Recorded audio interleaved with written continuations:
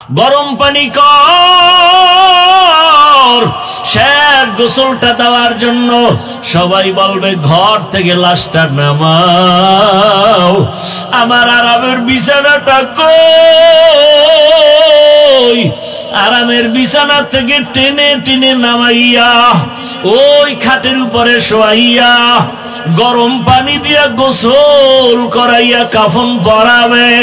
খাটিয়ায় উঠাইয়া যখন জানাজার ময়দানে নিবে, জানালা দিয়া মা ডাকবে আর বলবে আমার বাবারে কই দাও, আমার বাবার চেহারাটা শেষবারের মতো দেখাও। আমারে মা বলিয়া ডাকতো, কত আরাম লাগতো, মজা লাগতো। আজ আমার বাবায় নাই, আমাকে মা বলে ডাকতে আর হলো না। ওই মার থেকে বিদায় নিয়ে জানাজা পড়াইয়া এমন এক বাগানে কবর খনন করবে যেখানে দিনের বেলাও যাইতে বড় ভয় লাগে। ওই কবরে রাখার পরে মাটি দিয়া সবাই যখন চলে যাবে, দুইজন ফেরেশতা প্রশ্ন করার জন্য হাজির হবে। ও আল্লাহর বান্দারা, তিনটা প্রশ্ন সবার বেলায়। রবের পরিচয় দাও, ধর্মের পরিচয় দাও, রহমতের নবীর পরিচয় দাও। ওই প্রশ্নের জবাব যারা দিতে পারবে, আমার আল্লাহ কুদরতি আওয়াজ দিয়া বলবেন এর কবর জান্নাতের বিছানা দিয়া দাও, জান্নাতের সাথে রাস্তা খুলে দাও। কিন্তু জানি না কি হালাত হবে যারা বেনামাজি হইয়া কবরের দিকে রওনা দিলাম। আজরাইল আসিয়া ধাক্কা দিয়া যখন নিয়ে যাবে, যদি বেনামাজি হালাতে রুহুটা চলে যায়, গুনাহ অবস্থায় চলে যায়, ওই কবরে যখন রেখে সবাই বিদায় নিবে, প্রশ্ন যখন হবে, নাফরমান বেনামাজি গুনাহগারেরা জবাব দিতে পারবে না, বারবার বলবে হা হা লা আদরি, আফসোস আমি কিছুই জানি না, কিছুই জানি না। রহমতের নবী বলেন গাইবী আওয়াজ, আমার আল্লাহ বলবে রে ফেরেশতা এই নাফরমানের ধর, এরে দুনিয়াতে আমি কম সুযোগ দেই নাই। আমার দেওয়া পানি, আমার দেওয়া সূর্যের আলো, চাঁদের আলো, জমিনের ফসল, গাছের ফল সব ভোগ করলো, কিন্তু আমার হুকুম মতো নামাজ আদায় করে নাই। এখন আর দেরি করা যাবে না, কবরের সাথে জাহান্নামের সাথে রাস্তা বানায় দাও। আল্লাহ বলবে রে কবরের মাটি, এই নাফরমান গুনাহগারের দুই দিক থেকে জোরে জোরে চাপ দাও। এত জোরে চাপ দিবে পাজরের হাড় চুরমার হয়ে যাবে।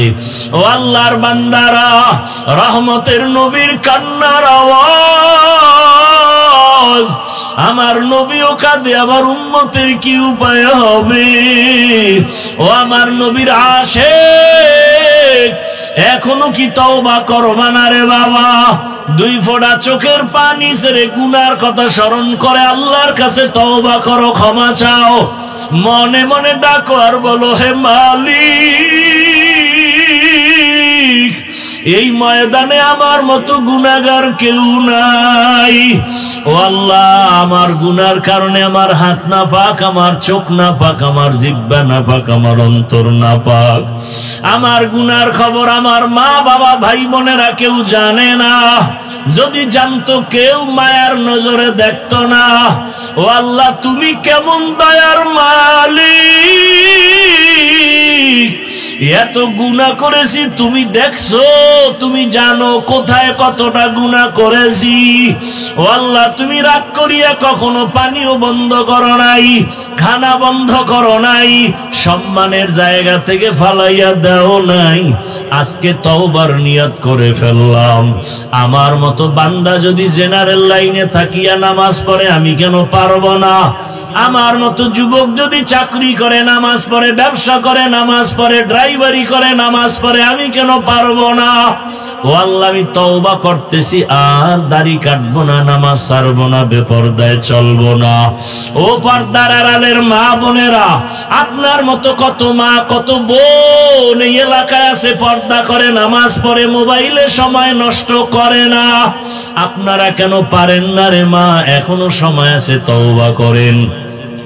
আল্লাহকে বলেন একটা আদর্শ সন্তানের মা হইয়া কবরে যাবেন, কোরআন পড়ে পড়ে সন্তান দোয়া করবে, নামাজ পড়বে, ডাক্তারি করবে, আল্লাহর কাছে দোয়া করেন আর কাঁদেন আর বলেন, হে আল্লাহ, জীবনে তো মনের জাল মিটাইয়া শখ পূরণে গুনাহ কম করি নাই, আজকে থেকে তওবা করলাম, আর বেপরদায় চলবো না, মোবাইলে সময় নষ্ট করব না, নামাজ ছাড়বো না, স্বামীর মাল খেয়ানত করব। اللهم صل على محمد النبي الأمي وعلى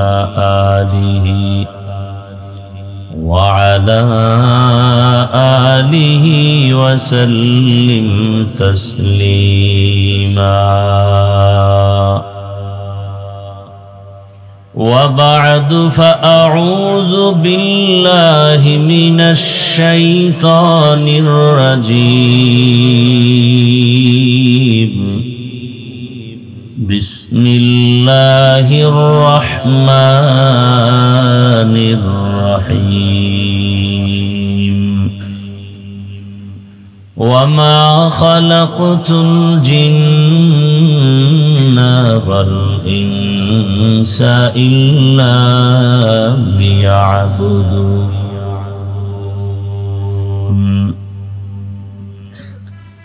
وقال رسول الله صلى الله عليه وآله وسلم: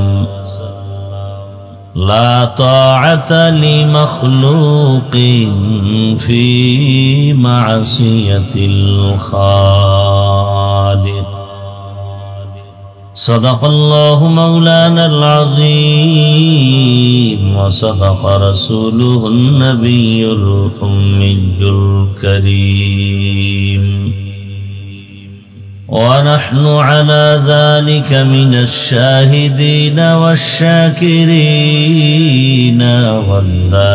والذاكرين، والحمد لله رب العالمين.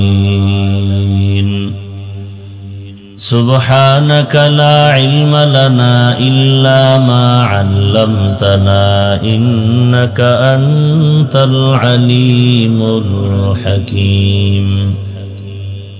رب اشرح لي صدري ويسر لي أمري واحلل عقدة من لساني يفقه قولي. निगाह मुमिन से तो बदल जाती है तकदीर, निगाह मुमिन से तो बदल जाती है तकदीर। ये बंदा की कुव्वत नहीं कुदरत का इशारा, ये बंदा की कुव्वत नहीं कुदरत का इशारा। ऐ मर्द खिरद तर्क मासी की जरूरत, ऐ मर्द खिरद तर्क मासी की जरूरत। अब सोहबत सालेह की सवा कोई नहीं चारा, अब सोहबत सालेह की सवा कोई नहीं चारा। मरदूद है पीछे हमें खबर नहीं लेकिन, मरदूद है पीछे हमें खबर नहीं लेकिन। एक वक्त में हालाक जो अमाल है सारा, एक वक्त में हालाक जो अमाल है सारा। রাঙ্গুনিয়া গোডাউন কেন্দ্রীয় জামে মসজিদের উদ্যোগে আয়োজিত ইসলামী সুন্নি মহাসম্মেলন 7 নভেম্বর 2025। মহতি এ মাহফিলে উপস্থিত মুহতারাম সম্মানিত সভাপতি মাওলানা মুফতি ওমর ফারুক মেহেরি দামাত বারাকাতুহুম, অন্যান্য হযরত উলামায়ে কেরাম, অত্র অঞ্চলের বিভিন্ন স্থান থেকে আগত আল্লাহ পাকের আশিকিন, জাকিরিন, শাকিরিন, মুহিব্বিন, মুরব্বিয়ান এজাম, কলিজার টুকরা আমার সমবয়সী যুবক বন্ধুগণ, স্নেহের ছোট ভাই, পর্দার আড়ালে মা বোনেরা, আল্লাহ পাকের দরবারে শুকর যে আল্লাহ আমাদেরকে সুস্থ রেখেছেন, আলহামদুলিল্লাহ। জীবনের এক অমূল্য সম্পদ আমাদের সুস্থতা। টাকা পয়সা বাড়ি গাড়ি সব আছে, কিন্তু আপনি আমি অসুস্থ, এই জীবনের কোনো মূল্য। টাকা পয়সা বাড়ি গাড়ি তেমন নাই, কিন্তু আপনি আমি সুস্থ, আমাদের মতো সুখী আর কেউ। আল্লাহ আমাদের এই সুস্থতাকে দায়েমান কবুল করেন। হাজারো লাখো মানুষের ভেতর থেকে বাছাই করে দয়াময় আল্লাহ আমাদেরকে এই বেহেশতের বাগানে গুনাহ মাফের মজলিস, তওবা কবুলের মজলিসে হাজির হওয়ার তৌফিক দান করেছেন। আর একবার শুকর আদায় করি, আলহামদুলিল্লাহ।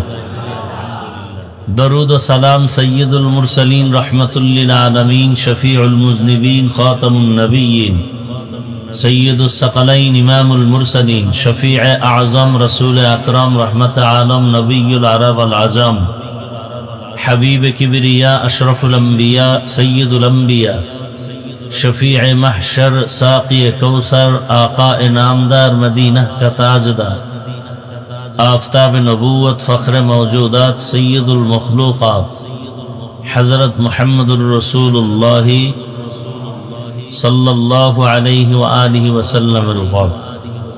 সর্বোপরি শুকর যাদের অক্লান্ত পরিশ্রমের মাধ্যমে আজ সুন্দর আয়োজন, সময় পরামর্শ অর্থ দিয়ে দোয়া করে উপস্থিত হয়ে মাইক লাইট প্যান্ডেলের ব্যবস্থাপনার মাধ্যমে সহযোগিতা যারা করেছেন, প্রত্যেককেই আল্লাহ পাকের খিদমতের বরকতে দুনিয়াতে শান্তি, পরকালে মুক্তির ব্যবস্থা করে দিন।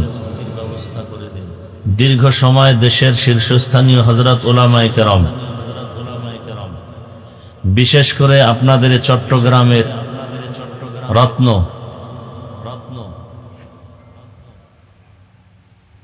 আমার আগে যিনি বয়ান করেছেন আল্লামা আজিজুল হক আল মাদানী দামাত বারাকাতুহুম, এর আগে অনেক উলামায়ে কেরাম বয়ান করেছেন। উলামায়ে কেরামদের কথাগুলো সহি তরিকায় আমাদেরকে আমল করার তৌফিক দান করেন। উলামায়ে কেরামের ইজ্জতকে আল্লাহ বেশি বেশি বাড়ায় দেন। উলামায়ে কেরামের বিরুদ্ধাচরণকারী যারা, আল্লাহ তাদেরকে হেদায়েত দান করেন। আল্লাহকে অসন্তুষ্ট করে নেতার কথা মানা হারাম, আল্লাহকে বেজার করে নেত্রীর কথা মানা হারাম, আল্লাহকে অসন্তুষ্ট করে পৃথিবীর সবার কথা মানা হারাম। এক কথায় জবাব, দুনিয়ার সবাইকে বেজার করা সম্ভব, আল্লাহকে বেজার করা সম্ভব না। এখন প্রশ্ন, দুনিয়ার সবাইকে বেজার করা যাবে কিন্তু আল্লাহকে যাবে না কেন? কারণটা কি? এই কারণটা বুঝি। এর কারণ হলো দুনিয়ার সবাই আপন না, আমার আল্লাহ আপন এবং আসল। দুনিয়ার সবাই দয়া করে কিন্তু পেছনে স্বার্থ। আল্লাহ আমাদের দয়া করেন, কোনো স্বার্থ নাই। দুনিয়াওয়ালারা আমাদের কিছু দেয়, দেওয়ার পরে খোটা দেয়। আল্লাহ আমাদের কিছু না অনেক দেন, কোনো খোটাও দেন না। দুনিয়ার দেনেওয়ালারা দরজা মাঝে মাঝে খুলেন আবার বন্ধ করেন, আর আমার মালিক এক সেকেন্ডের জন্য বান্দাকে দেওয়ার দরজা বন্ধ রাখেন না। আল্লাহ আগেও ছিলেন, এখনো আছেন, সামনেও আছেন। হুয়াল হাইয়ুল কাইয়ুম। আল্লাহ চিরঞ্জীব, চিরস্থায়ী, লয় নাই, ক্ষয় নাই। দয়াময় রব্বুল আলামিন আপনাকে আমাকে যা দিছেন দুনিয়ার কেউ তা দেন নাই। মা আমাকে কিছু দিছেন, বাবা দিছেন, কিন্তু পেছনে স্বার্থ। আল্লাহ যা দিছেন কোনো স্বার্থ নাই। বলে মা বাবার দেওয়ায় স্বার্থ কেন? প্রমাণ কি? বলে বাংলার জমিনে ভালো করে নজর করে দেখেন, কত মা বাবা স্বার্থের আঘাতে সন্তানকে জবাই করেছে। এই ঘটনা বাংলাদেশে নাই। আবার স্বার্থের আঘাতে সন্তান মা বাবাকে হত্যা করে, স্ত্রী স্বামীকে জবাই করে, স্বামী স্ত্রীকে জবাই করে। এরকম ঘটনার কোনো সীমানা নাই। আরো এমন এমন ঘটনাই বাংলায় চলে যেগুলো বলতেও বড় লজ্জা লাগে। বুঝাবার জন্য বলি, বাবা তার আপন মেয়েটাকে হোটেলের মধ্যে রেখে বলে, আজকের রাতের জন্য তুমি আমার মেয়ে না স্ত্রীর সমান হয়ে থাকবা। নাউজুবিল্লাহ আসে না? এই ঘটনা কি ইন্ডিয়া না বাংলা? সোনার বাংলার তাজা খবর। কেমন স্বার্থপর আমরা! কিন্তু আল্লাহ আমাকে আপনাকে যা দিছেন পেছনে কোনো স্বার্থ নাই, আছে? আল্লাহ যদি স্বার্থপর হইতেন তাহলে শুধু আল্লাহ আল্লাহ কয়া যারা ডাকে তাদের খানা দিতেন, যারা আল্লাহর দুশমন তাদের দিতেন না। কিন্তু আমার আল্লাহ এমন দয়ার মালিক, মুমিনেরা যেই পানি ব্যবহার করবা বেঈমানেরাও সেই পানি ব্যবহার করো, স্বাধীনতা দিলাম। মুমিন যেই নদীর মাছ খাওয়ার স্বাধীনতা পাবে, বেঈমানও সেই নদীর মাছ ভক্ষণ করার স্বাধীনতা পাবে। মুমিন জমিনের ফসল খাওয়ার অধিকার যেমন আছে, বেঈমানেরও আছে, বাধা নাই। মুমিন যেই গাছের ফল ভক্ষণ করবে, বেঈমানেরাও সেই গাছের ফল খাবে, বাধা নাই। এমনকি আমরা মুমিন দাবি করি কিন্তু চরম অপরাধের মধ্যে আমরা নিমজ্জিত হয়ে আছি। আল্লাহ যদি স্বার্থপর হইতেন ঘুমের মধ্যে আমাদেরকে মেরে ফেলতেন। আল্লাহ আমাদের উপরে কোনো জুলুম করেন নাই, আবার খানাও বন্ধ করেন নাই। বরং আল্লাহ বলেন, তোরে আমি যা দিছি আর কাউকে দেই নাই। পিপিলিকার খানাও আমি দেই, জঙ্গলের হাজারো প্রাণীর খানাও আমি দেই, উড়ন্ত পাখির খানাও আমি দেই, নদীর মধ্যে হাজারো কোটি ধরনের মাছের খানাও আমি দেই। বান্দা তোর খানাও আমি দেই, তবে তোর খানার মতো পিওর সুস্বাদু খানা আর কাউকে দেওয়া হয় না। দুনিয়ার সব প্রাণীরা চলতে রাস্তা আছে, সাপ রাস্তা দিয়া চলে, ব্যাঙ রাস্তা দিয়া চলে, পিপিলিকাও চলার রাস্তা আছে না? মানুষ তোর রাস্তাটা কিন্তু বিশ্ব রোড, বড় দামি, পিওর, পবিত্র। আমি আল্লাহ পিপিলিকার খানা ওর কাছে পৌঁছাই দেই, ওর বাজারে এসে খাওয়া লাগে না। তুমি যেমন হোটেলে এসে খাও, জঙ্গলের প্রাণীর খানা জঙ্গলে দিয়ে দিছি। আমি আল্লাহ এর নিয়ম করি না যে সকাল 8টায় আইসা রাঙ্গুনিয়া বাজারে গিয়া তোমরা জঙ্গলের প্রাণীরা নাস্তা খাইয়া আসবা, এরকম কোন আইন আছে? বরং তোমার কাছে খানা পৌঁছায় দিলাম। সমুদ্রের মাছ, সমুদ্রে থাকো, ওখানে খানা দিয়া দিলাম। তোমার ওখান থেকে উঠিয়া অন্য কোথাও যাওয়ার প্রয়োজন নাই। এবার আমাকে বলেন, পিপিলিকার খানা যে আল্লাহ দিতেছেন, জঙ্গলের প্রাণীর খানা, নদীর মাছের খানা আল্লাহ দেন, ওরা দামি না আমরা দামি? কি তাহলে আমাকে খানা তো আমাকে ঘরে দিয়ে যাওয়ার কথা, আমরা কেন এত মামলা হামলা দৌড়াদৌড়ি করি? আল্লাহ দিছেন তো, বনি ইসরায়েলদেরকে তো আসমান থেকে দিয়েছেন মান্না সালোয়া।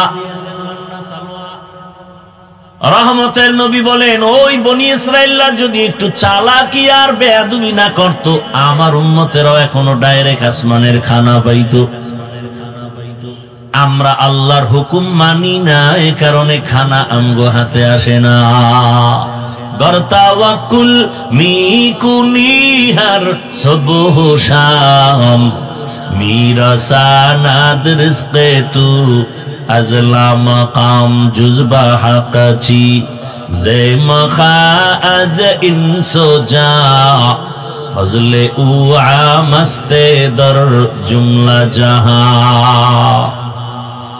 ভাইরা আমার, তো আল্লাহর মতো দয়াময় কেউ নাই।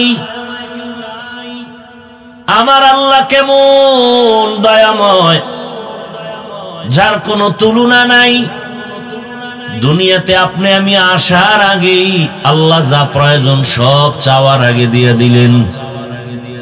বিশাল বড় সূর্য সব আপনার আমার জন্য, আল্লাহর জন্য। চাঁদ আপনার আমার গোলামির জন্য আমাদের পানির দরকার আগেই ব্যবস্থা করলেন ফ্রি। ও বান্দা, তোর বাতাসের প্রয়োজন, আগে আমি বাতাস সৃষ্টি করে ফ্রি দিয়ে দিলাম। তোমার আরামের জন্য অন্ধকার দরকার, আমি রাতের অন্ধকার ঘুমের জন্য দিয়ে দিলাম। ঘুমাইতে তোর বালিশ লাগবে, বালিশটা কেমনে বানাবি? আমি আল্লাহ সে তুলাও গাছের মধ্যে দিয়ে দিলাম। কে দিছেন? না সরকার? আল্লাহ দিয়ে দিলেন। ও বান্দা, তুই যখন মায়ের গর্ভে আসছো, মাও জানে বাচ্চা গর্ভে, বাবাও জানে, কিন্তু একদিনও মা বাবা পেরেশানি নেয় না যে বাচ্চা দুনিয়াতে আসিয়া খাবে কি। একটা মা বাবার কোনো চিন্তা নাই।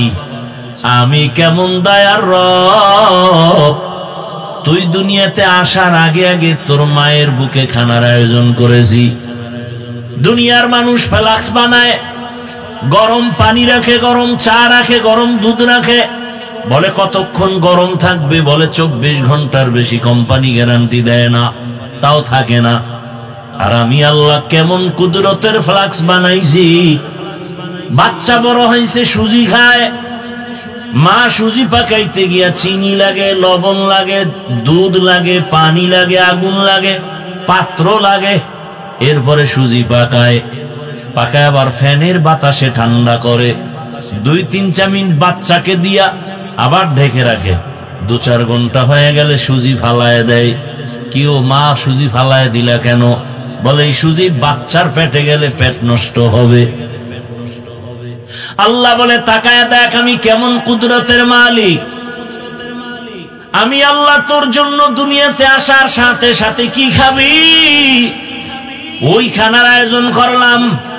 এমন সুন্দর দুধ যেখানে কোনো চিনির দরকার নাই, লবণ লাগবে না, গরম করা লাগবে না, ফ্যানের বাতাস দিয়া ঠান্ডা করা লাগবে না, পানিও লাগবে না। আমি আল্লাহ এমন তোর খানার ব্যবস্থা করেছি 8 ঘন্টার 12 ঘন্টা না, 2 বছর পর্যন্ত মায়ের দুধ পান করবি, 1 সেকেন্ডের জন্য নষ্ট হবে না। কাদের কুদরত দারি বর কামাল, আন্তা রব্বি আন্তা হাসবি যুল জালাল, তুহি কাদের জলিলুল্লাহ জাহাদার, বহর হালে তুহি মেরা নিগাহদার। আল্লাহ তাআলা বলেন দেখ বান্দা আমি তোরে কত আদর করে বানাইছি। ওয়া খুলিকাল ইনসানু যায়ীফা, তোর মতো দুর্বল করে কোনো প্রাণী বানাই নাই, তুই হাঁটতে পারো না।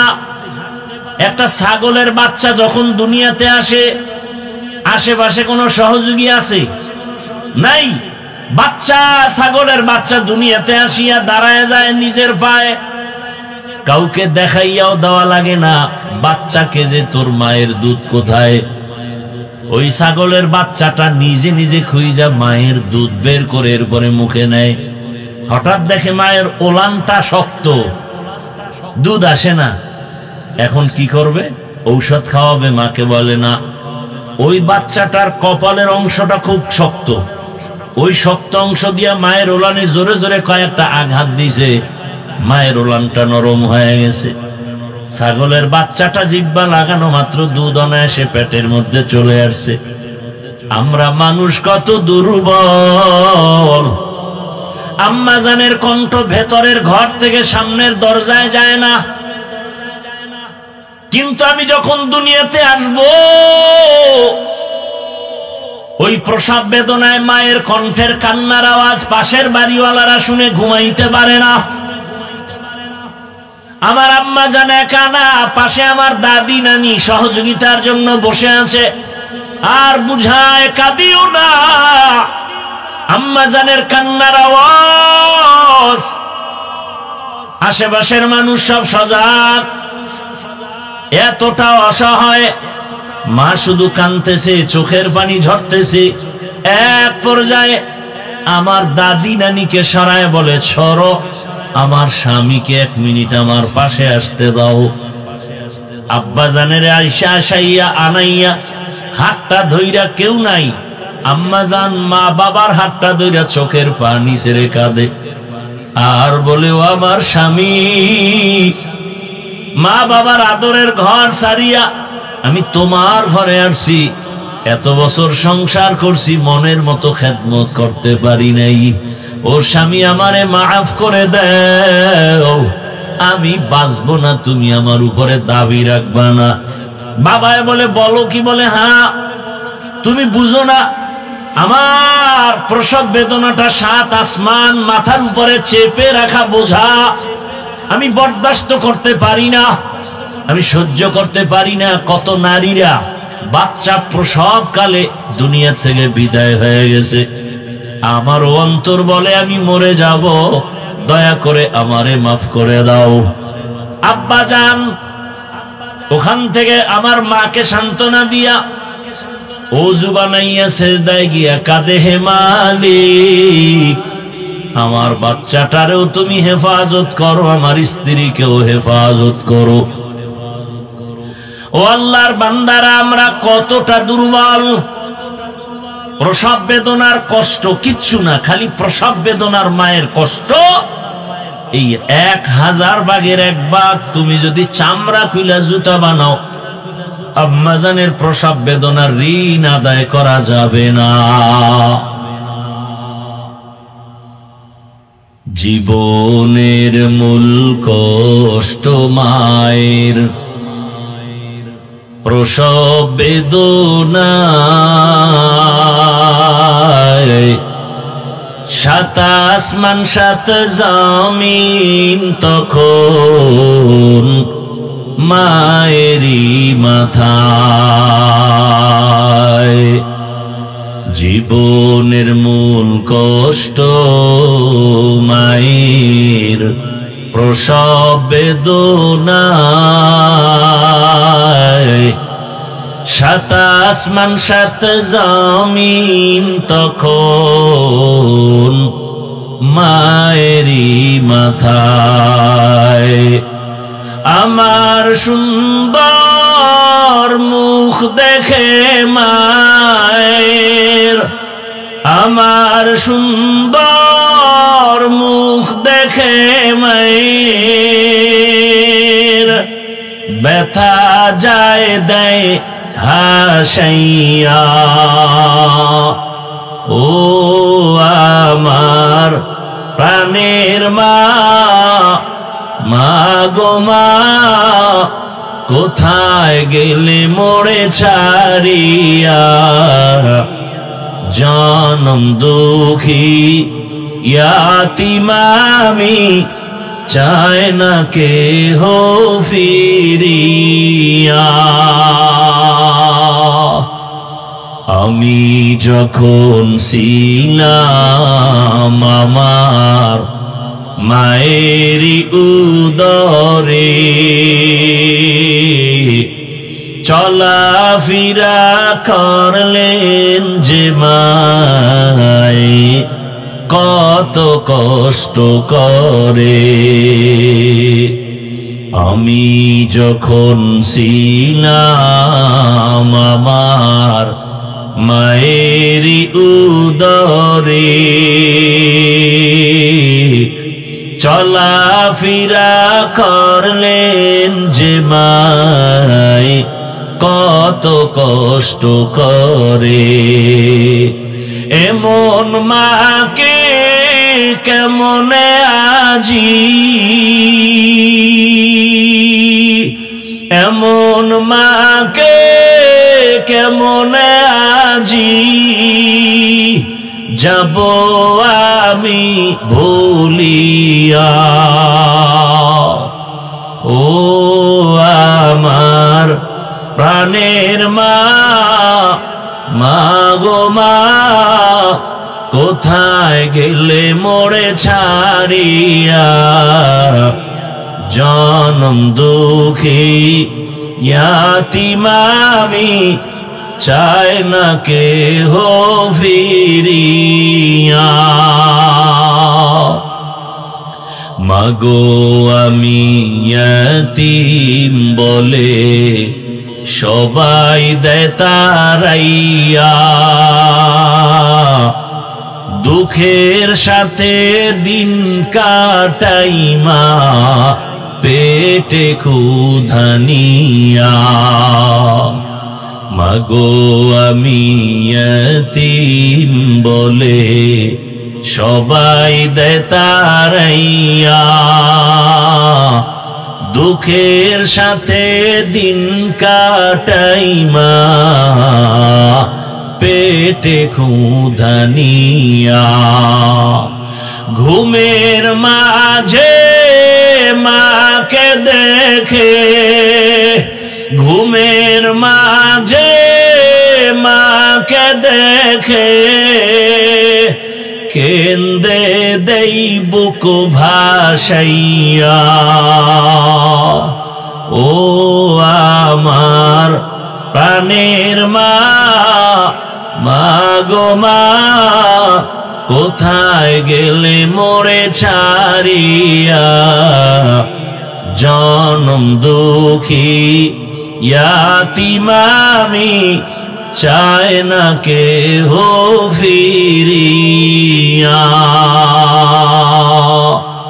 খেদমতে মা দরপে দরকুন সুবহ শাম, তাকে বাসি দর্দ আলম নেক নাম।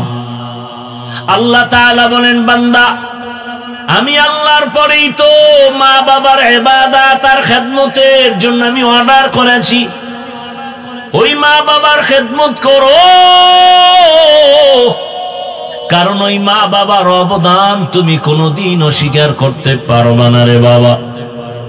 মা বাবার চোখের পানি আর দোয়া আজ তোমার এত সম্মান। মা বাবার চোখের পানি আর দোয়ার ফসল তুমি সন্তান, টাকার মালিক, বাড়ির গাড়ির মালিক হয়েছো, সম্মানের মালিক। ওই মা বাবার সাথে বেয়াদবি করা যাবে না। রহমতের নবী বলেন, মা বাবা খুশি তো আমার আল্লাহও তার উপরে খুশি। আল্লাহ তাআলা বলেন, সবাইকে বেজার করা গেল, আমি আল্লাহকে বেজার করবা না কেন? আমি তোমাকে যে দয়া করেছি কেউ সে দয়া করে নাই। দুনিয়াতে তুমি আসছো, তুমি তোমার মাকে মা বলে ডাকবা, পরের কথা মাকে তুমি চিনোই না, বরং তোমার একটাই পুঁজি কান্নার আওয়াজ। দুনিয়াতে আসার পর একটা বাচ্চা শুধু কান্নার আওয়াজ, পেটে ক্ষুধা লাগছে বলতে পারি না, শুধু কান্নার আওয়াজ। বাথরুমে যাব বলতে পারি না, কান্নার আওয়াজ। গরম লাগতেছে বাতাসের প্রয়োজন বলতে পারি না, কান্নার আওয়াজ। বাচ্চার শুধু কান্না কান্না কান্না। ওই কান্নার মধ্যেই যেন বাচ্চা বুঝায় আমার এখন বাথরুমের দরকার। কান্নার ভেতর থেকেই যেন বাচ্চা বুঝায় আমার এখন ঘুমের দরকার, বিছানা দাও। কেউ বুঝে না ওর কান্নার ভাষা। আমার আল্লাহ মায়ের মধ্যে একটা রাডার লাগায় দিছেন চুম্বকের মতো। বাচ্চার কান্না দিয়া কখন কি চায় বাবাও বুঝে না, শুধু মায়ে বুঝে। বাচ্চাটারে খানা খাওয়াই দিছে, সুজি খাওয়াই দিছে, এখনো কাঁদতেছে। 5 মিনিট পরে বাবা কয়, বাচ্চা কাঁদে কেন, খানা দাও। মা বলে, 5 মিনিট আগে খানা দিলাম, আবার কিসের খানা? কথা কাঁদে কেন? মা বলে, বাচ্চা ঘুমের আগে কাঁদে, সেই কান্না চলতেছে। আল্লাহ বলেন, তোর মাই জানে তোর কান্নার ভাষা কেমন, বাবাও বুঝে না। আমি আল্লাহ তোর কান্নার পুঁজি দিয়া মায়ের থেকে সব দাবি আদায় করে দিলাম। বলতে পারো না মা খানা দাও, কান্নার আওয়াজ দিয়া সব আশা পূরণ করেছো। ওই কান্নাটা ধরে রাখ। তোর মায়ের থেকে 99 গুণ মায়া আমি আল্লাহর বেশি। একটা বাচ্চা যদি কান্না করে মায়ের মোহাব্বত কেড়ে নিয়ে সব দাবি আদায় করে, আমি আল্লাহর কাছেও যদি ওই কান্নাটা দিয়া চাইতে পারো, আমি তোর কান্নার ভাষা বুঝা তোর দাবি কেন আদায় করব না? ওই কান্না ধরে রাখ, কারণ কান্না বড় দামি এক সম্পদ। কান্না দেখলে এমন কোন মানুষ নাই যার দয়া হয় না। সন্তানের কান্না মা বাবার দয়া, ছাত্রের কান্না শিক্ষকের দয়া। ওই মায়া দয়ার তুলনায় আমি আল্লাহর মায়া তো অনেক বেশি। তুমি কান্নাটা ধরে রাখো, আমি আল্লাহ তোমার সব চাহিদা পূরণ করব। এখন তো কান্না নাই, কেউ কান্নার বয়ানও নাই। কেউ কান্না করলে মানুষ তার দিকে তাকায় হাসে, বলে দেখ লজ্জা নাই কেমনে কান্না করে। অথচ আল্লাহ পাক বলেন ফালিয়াজহাকু কালিলান ওয়া লিয়াবকু কাসীরা, কম হাসো বেশি বেশি কান্না করো। কান্নার বয়ানও নাই, কান্নাও নাই। কেউ যদি কাঁদে লজ্জা নাই, দেখ কেমনে কাঁদে। আমাকে বলেন তো আপনারা, এটা কান্নার প্যান্ডেল না হাসার প্যান্ডেল? কান্নার প্যান্ডেলে কান্না করাটা স্বাভাবিক, হাসি দেওয়াটা অস্বাভাবিক। হাসির প্যান্ডেলে হাসি দেওয়াটা স্বাভাবিক, কান্না করা অস্বাভাবিক। তাহলে আপনি কান্নাওয়ালাকে প্রশ্ন করেন লজ্জা নাই, এই লোকটা কাঁদে কেন? প্রশ্ন তো আপনাকে করা দরকার, কান্নার প্যান্ডেলে বসছেন, আপনার চোখে কান্না নাই কেন? আপনাকে করা দরকার, কান্নার প্যান্ডেলে বসছেন, চোখে পানি নাই কেন, কান্না নাই কেন? উল্টা আপনি কান্নাওয়ালার দিকে তাকায় প্রশ্ন করেন লোকটা কাঁদে কেন? বড় আশ্চর্য। কান্নাকাটি নাই, অথচ চোখের পানি ছাড়া কখনো জাহান্নামের আগুন নিভানো যাবে না। বলেন একজন নবীর নাম বলেন যে কাঁদে নাই। নূহ নবী এত কাঁদছেন যে তার নাম হলো আব্দুল গফফার। আল্লাহ নবীর নূহ নবীর কান্না দেখে এত মায়া লাগছে, আল্লাহ কান্নাওয়ালা শব্দ দিয়ে ডাকলেন, ইয়া নূহ, হে কান্নাওয়ালা। আর সেই নামে সূরা নাজিল হয়ে গেছে, সূরায়ে নূহ। আল্লাহর কাছে কান্না পছন্দ হয়ে গেছে। নাম হলো আব্দুল গফফার, আল্লাহ ডাকলেন ইয়া নূহ, হে ক্রন্দনকারী আমার গোলাম। আমার রসুল কাঁদতেছেন, এগুলি বলার সময় কই? এক চোরার ঘরের চোরা বলতেছে যে নবী বেশি কাঁদে নাই, তোমরা এত কাঁদো কেন? এই রসুলের সাথে তুলনা দেওয়াও তো বেয়াদবি আমি মনে করি।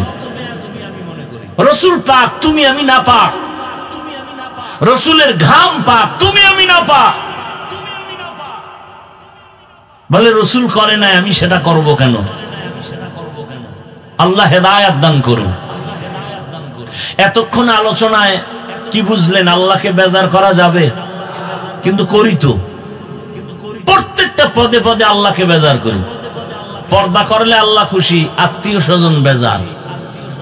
এবার আত্মীয়কে খুশি করে সদরঘাট বানায় ফেলাইছে, কোনো পর্দা নাই। চাচতো বোন চাচতো ভাই, মামতো বোন মামাতো ভাই, হ্যাঁ, বউরে সালাম দেয় না, বেআইনেরে সালাম দেয় নাই। স্ত্রীকে সালাম দেয় না, শালীকে সালাম দেয়, আছে না নাই? এবার কয়টা আল্লাহকে বেজার করলা কেন? কয় আল্লাহরে পরে তওবা করে রাজি করে ফেলবো, এখন আত্মীয় ঠিক রাখি। এরকম প্রত্যেকটা পদক্ষেপ আমরা আল্লাহকে বেজার করে চলতেছি। অন্তর কোনো আফসোসও আসে না। আল্লাহ দয়া করে আমাদেরকে হেদায়েত দান করুন। কষ্ট হইতেছে আপনাদের না?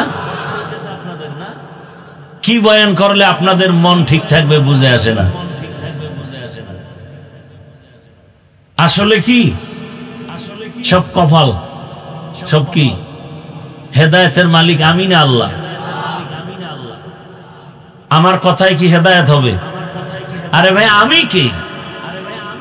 মক্কা মদিনার ইমামও বাদ দেন, স্বয়ং রসুলের বয়ানে কালেমা কপালে আসে না। কারণ হেদায়েতের চাবি কার হাতে? মান ইয়াহদিল্লাহু ফাহুয়াল মুহতাদ ওয়া মান ইউদ্লিল ফালান তাজিদা লাহু ওয়ালিয়াম মুরশিদা। আল্লাহ যাকে কবুল করবেন সে হেদায়েতের মালা গলায় পরবে, আর যার কপাল বড় খারাপ হেদায়েত পাবে দূরের কথা, হেদায়েত পাওয়ার কোনো মুর্শিদও পাবে না, পথ প্রদর্শক পাবে না। কপাল কত খারাপ! যেই রসুলের চেহারা মোবারকে মোহাব্বতের নজর দিবে জাহান্নামের আগুন হারাম, যেই রসুলের চেহারার দিকে এক নজর দিবে পেটের ক্ষুধা নিবারণ হয়ে যাবে। কেমন মায়ার নবী আমার, যেই রহমতের নবী যেখানে কদম দেয় সেখান থেকে মিশকের ঘ্রাণ। রহমতের নবী, কেমন মায়ার নবী আমার, যেই রসুলের দিয়ে তাকাইলে পূর্ণিমার চাঁদের আলোটাও দুর্বল হয়ে যায়। সেই রসুলকে একবার আর দুইবার না, 13 বছর দেখলো, বয়ান শুনলো, পাশে বসে খানা খাইলো, কিন্তু কালেমা কপালে আসলো না। এত বড় বেঈমানের নাম জানেননি? কথা বলেন, কি নাম? গর্বা সুরত আদমি ইনসাবুদে আহমদবু জাহলো হামেক সাবুদে আদমিরা আদমিয়ত লাজমাস উদরাগর বুনা বাশদ হি জামাস। 13 বছর বয়ান শুনলো, কালেমা কপালে আসে না, এর নাম কফাল। অন্যদিকে 27 বছরের একটা যুবক তরবারি নিয়ে দৌড়ায় রসুলকে জবাই করবে। 27 বছরের যুবক তরবারি নিয়ে যায় নবীকে জবাই করবে। রহমতের নবীর সামনে গিয়া চেহারা মোবারক দেখে কলিজা ঠান্ডা হয়ে গেল। তরবারি ফালায় কয়, নবী কালেমার মালা গলায় পড়ায়া দেন। এই কপালওয়ালার নাম কি বলেন? এজন্যই তো হেদায়েতের মালিক আমার আল্লাহ। আল্লাহ যাকে কবুল করবেন সে হেদায়েতের মালা পরে নিবে। 13 বছর আবু জাহাল নবীর দেখিয়াও কালেমা পড়ে না, আর ওমরের মতো গোলাম আমার নবীকে জবাই করতে গিয়ে কালেমাওয়ালা হয়ে গেল। এর নাম হলো কপাল। যতই চিল্লাই না কেন, এই সমস্ত প্যান্ডেলে সবাই আসতে পারে না, বসতে পারে না। কপালওয়ালারাই আসতে পারে আর বসতে পারে। এখানে আসতেও কপাল লাগে, বসতেও কপাল লাগে, মোনাজাত দিয়া কান্নাকাটি কইরা যাইতেও কপাল লাগে। কত মানুষ বাড়ির থেকে আসছে, বলে আসছে ওয়াজ মাহফিলে যাই, কিন্তু কপাল খারাপ, বেহেশতের প্যান্ডেলে ঢুকতে পারে নাই। এরা কোথায় আছে খুঁজে দেখেন, এরা দোকানপাটে ঘুরে আর আড্ডা দেয়। নাই এরকম কেউ? কপাল। আর একদল কপালওয়ালা প্যান্ডেলে বসছে, কিন্তু মোবাইলটা সামনে নিয়ে কলবের দরজা বন্ধ করে রাখছে। এরকম কপালওয়ালা নাই? বলার দায়িত্ব আমার, মানবেন কিনা সেটা আপনার দায়িত্ব। আপনি মানবেন না, আমি বলবো না, এটা হতে পারেন। আর আমরা ওলামায়ে কেরাম না বললে বলবে কে? আমরাই তো বলা বন্ধ করে দিছি, কে বলবে? যুবকের হাতে 2টা মরণাস্ত্র, রক্তের থেকে দামি মনে করে রাখে, দোনোটাই মরণাস্ত্র। একটা হলো দৃশ্যমান মরণাস্ত্র, আর একটা হলো অদৃশ্যমান মরণাস্ত্র। দৃশ্যমান যুবকের মরণাস্ত্রের নাম বাইক। কি কয় আপনাদের এলাকায়? বাইক। অদৃশ্য মরণাস্ত্র কি? হ্যাঁ, দোনোটা লয়ে ঘুরতেছে, চায় বেশি দিন বাঁচতে, কিন্তু মরণের বাইক লয়ে ঘুরে তাড়াতাড়ি মরা। চায় অনেক সুস্থ থাকতে, অসুস্থতার মেডিসিন হাতে লয়ে ঘুরতেছে মোবাইল। মোবাইল মানুষকে যত দ্রুত গতিতে অসুস্থ বানায়, পৃথিবীর অন্য কিছু নাই যে মানুষকে দ্রুত অসুস্থ বানায়। কিডনি দুর্বল, হার্ট দুর্বল, চোখের পাওয়ার দুর্বল। আর সব থেকে বড় ঔষধ সুস্থ থাকার রাতের ঘুম, এটারে জবাই করছে এই গজবের মোবাইল দিয়ে। কি তাও যদি মোবাইলে তেলাওয়াত শুনতে হইতো, তো আকাম করে সারা রাত মোবাইলে। চোখের গুনাহ, হাতের গুনাহ, জবানের গুনাহ, অন্তরের গুনাহ, জেনা চলে ঘরে ঘরে ঘরে ঘরে মোবাইলের দ্বারা। উচিত ছিল ঘুমের মধ্যে চেহারাটা বানর হয়ে যাবে, শুকর হয়ে যাবে। শুধু রহমতের নবীর উম্মত হওয়ার কারণে আল্লাহ করেন না। আল্লাহ হেদায়েত দান করুন। কিছুক্ষণ থাকবেন না কপাল শেষ? আল্লাহ সবাইকে কবুল করেন। এতগুলো মানুষ নিয়ে মা বাবার জন্য দোয়া করার সুযোগ পাইছেন, তা আজকে পাইয়াও কাজে লাগাবেন না। কপালটা এত খারাপ কেন আপনার বলেন তো? এমন কপাল নিয়ে দুনিয়াতে আসলেন কেন?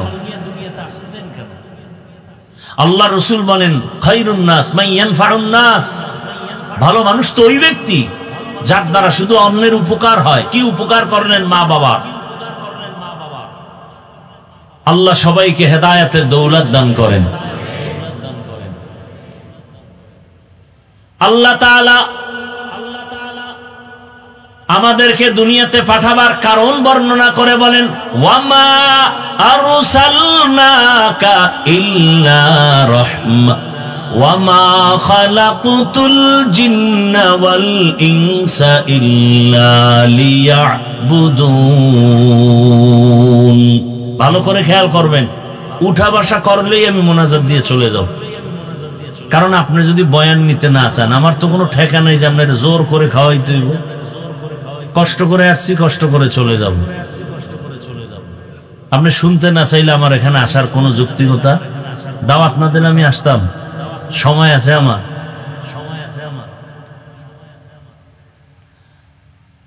আল্লাহ আমাদেরকে হেদায়েতের দৌলত দান করেন। আল্লাহ পাক বলেন, খেয়াল করেন, ওমা খালাকতুল জিন্না ওয়াল ইনসা ইল্লা লিয়াবুদুন। ভালো করে খেয়াল করেন, আল্লাহ বলেন আমি মানুষ আর জিন বানাই নাই। হ্যাঁ বানিয়েছি ইবাদতের জন্য।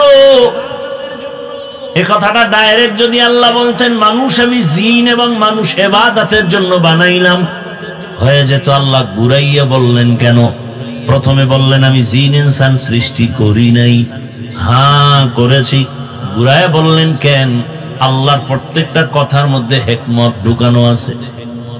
আল্লাহ তাআলার প্রত্যেকটা কথার শব্দের ভেতরে এতটা অলংকার লাগানো। যেমন রব একটা শব্দ, এটার তর্জমা বাংলায় আমরা করি প্রভু, প্রতিপালক। ওলামায়ে কেরাম লিখেছেন হবে না, প্রতিপালক আর প্রভু বললে রব শব্দের হক আদায় হয় না।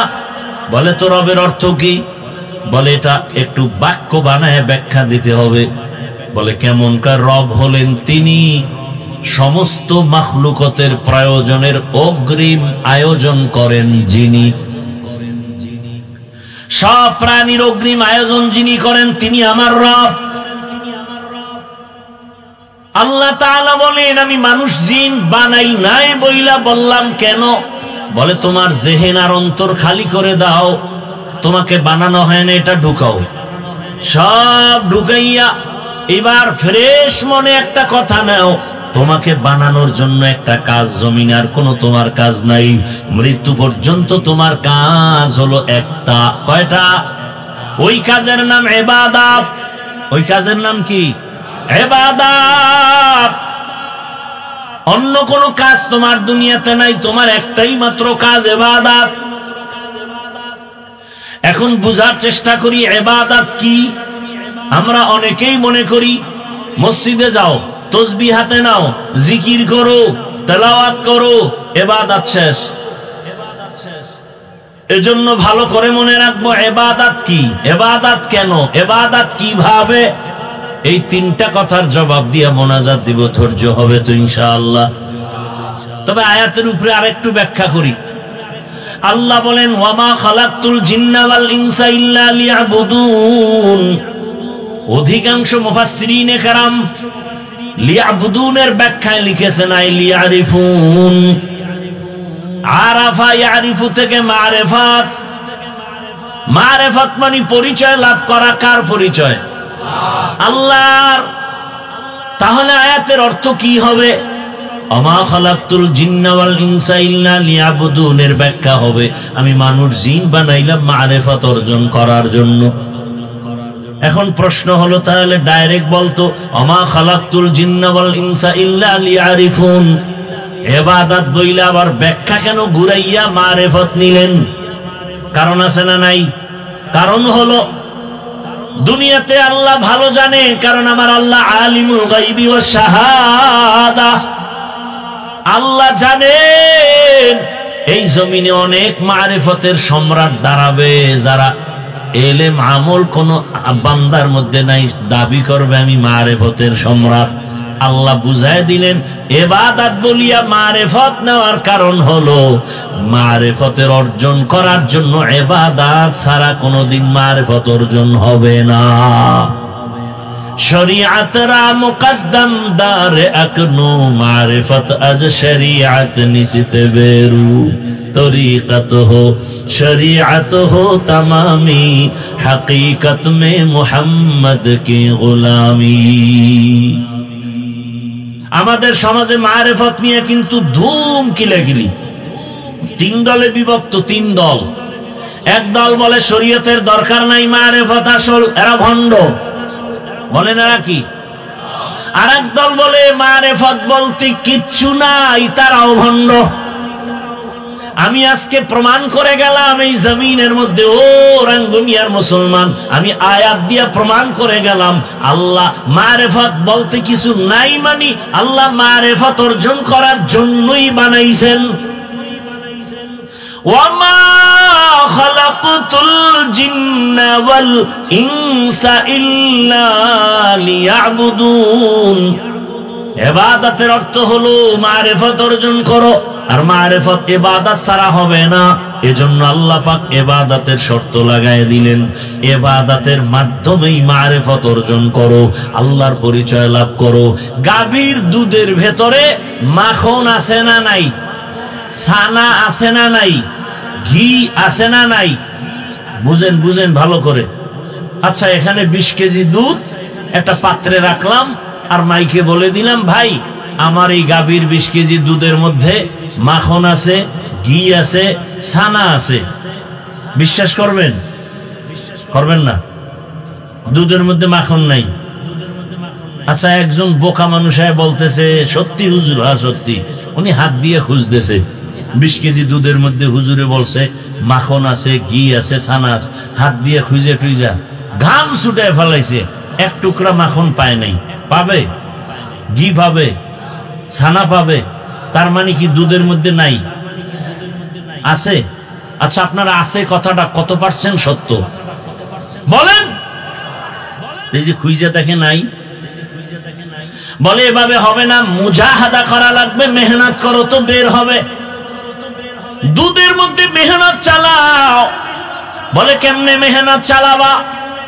আমরা ছোটবেলায় দেখেছি আমাদের এলাকায় টিনের একটা পাত্রের মধ্যে দুধ নিয়া, এরকম একটা বাঁশের খুঁটির সাথে দুধের পাত্রটারে রাখিয়া, চিকন একটা বাঁশ, এর কোন একটা মাথার কেটে 5টা আঙ্গুল বানাইয়া, এরপরে খুঁটির সাথে রশি দিয়া বেঁধে মাজায় গামছা বাঁধছে ভালো করিয়া, এবার 2 হাত দিয়া ওই চরখাটারে টানে, বাঁশটা ঘুরে, 5টা আঙ্গুল ঘুরে, নিজেরও ঘাম ঝরে, দুধেরও ফেনা বের হয়। অনেকক্ষণ মেহনত করতে করতে করতে করতে দেখে মাখনটা ভেসে উঠেছে। দুধের মধ্যে অবশ্যই মাখন আছে, কোনো সন্দেহ নাই, দেখা যায় না। কয় মেহনত করে বের করো।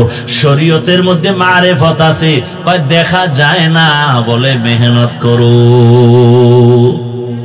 والذين جاهدوا فينا لنهدينهم سبلنا وإن الله لمع المحسنين।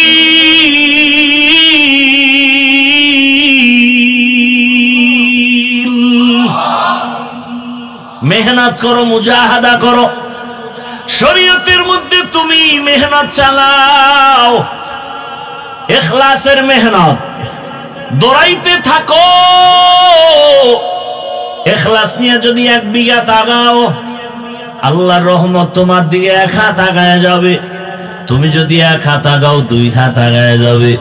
তুমি যদি হাঁটতে থাকো, আমার মাওলা রহমত দৌড়াতে থাকবে। আল্লাহর রহমতের আশায় দৌড়াইতে থাকো, দেখবা আল্লাহর পরিচয় লাভ হয়ে যাবে। অতএব শরীয়ত ছাড়া, ইবাদত ছাড়া মারিফত পাওয়া যাবে না। যারা আমল করে না, নামাজ নাই, রোজা নাই, তারা যদি মারিফতের সম্রাট দাবি করে, ওরা মারিফতের সম্রাট না। একজনে বলছে ওরা মরার পথের সম্রাট। মারিফত অর্জন হলে সে কখনো গুনাহ করবে না। আল্লাহর রহমতের আশা, আল্লাহকে দেখতে চাও, আল্লাহর ঘ্রাণ তুমি পেতে চাও, আল্লাহর মোহাব্বতের ঘ্রাণ তোমার মধ্যে আসবে। তুমি মেহনত চালাও ইখলাসের উপরে, এক সময় দেখবা তোমার নাকের মধ্যে আমার মালিকের কুদরতের ঘ্রাণ। এটা বুঝারও তো মানুষ নাই, বলারও মানুষ নাই, বিরোধিতার মানুষের অভাব নাই। আবার আল্লাহর ঘ্রাণ কি? আল্লাহর আবার ঘেরান কি, তেরা আয়না आलो में रंग बू है जिधर देखता हो उधर तू ही तू है तेरा आईना आलो में रंग बू है जिधर देखता हो उधर तू ही तू है। আল্লাহ দেখবা কেমনে? আল্লাহ দেখার আয়না লাগবে। কোন কোন আমাদের আহলুল্লাহ বলছেন আল্লাহর কোরআন হলো আমার আল্লাহ দেখার আয়না। আমার আল্লাহকে যদি দেখতে চাও ডাইরেক্ট দেখবা না, তবে তার কুদরতের ঘেরান। বলে কেমনে দেখবা? বলে এই সুন্দর বিল্ডিংটা এত সুন্দর, বলে বুঝলি কি? বুঝলাম ইঞ্জিনিয়ার বড় সুন্দর। ইঞ্জিনিয়ার তোর সাথে মোলাকাত আছে নি? কয় না। সুন্দর বললি কেমনে? কয় তার বানানো বিল্ডিং প্রমাণ করলো। আল্লাহ কয় আমারে দেখতে চাও, আমার আসমানের দিয়ে তাকা। আসমান এত সুন্দর, বানানেওয়ালা আরো কত সুন্দর। এই যে একটা প্যান্ডেল বানাইছেন, কতগুলো খুঁটি লাগাইছেন প্যান্ডেল ঠিক রাখার জন্য। ডেকোরেটর ওয়ালারা পারেন আমার নাক বরাবর আর একটা খুঁটি মারে। কি যত খুঁটি তত মজবুত।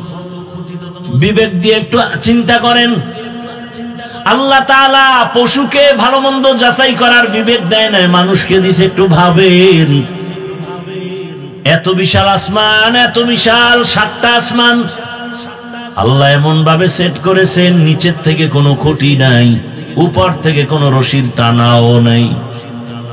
সূর্যটা দিয়ে তাকায় দেখেন কত সুন্দর। চিন্তা করেন যিনি বানাইছেন তিনি আরো কত সুন্দর। तेरा आईना आलो में रंग बू है जिधर देखता हो उधर तू ही तू है। ভাইরা আমার আল্লাহর মুহাব্বত আর মারিফত অর্জন করো। আল্লাহ পাকের মুহাব্বত আর মারিফত অর্জনের একমাত্র রাস্তা ইবাদত। এবার বুঝেন ইবাদত কি? বলে ইবাদত হলো প্রত্যেকটা ক্ষেত্রে আল্লাহর হুকুম বাস্তবায়ন করে চলার নাম ইবাদত। ইবাদত কেন করব? বলে একমাত্র কারণ আমার আল্লাহর সাথে হবে মোলাকাত, আর বিনিময় পুরস্কার পাবো জান্নাত। ফামান কানা ইয়ারজু লিকা রাব্বিহি ফালইআমাল আমালান সালিহা ওয়ালা ইউশরিক বিইবাদাতি রাব্বিহি আহাদা। রবের সাথে মোলাকাতের একমাত্র কাজ হলো আমল করো, নেক আমল করো, ইবাদত। ইবাদত মানে তাসবিহ টানো না, নামাজ পড়ো না, এটা ইবাদতের একটা অংশ। জীবনের সব কাজ ইবাদত। করব কেন? বলে রবের মোলাকাত, বিনিময় পুরস্কার পাবো কি? বেহেশত আযা কে আজারে নবাশুদ কাসে রাবা কাসে কারে নবাশুদ।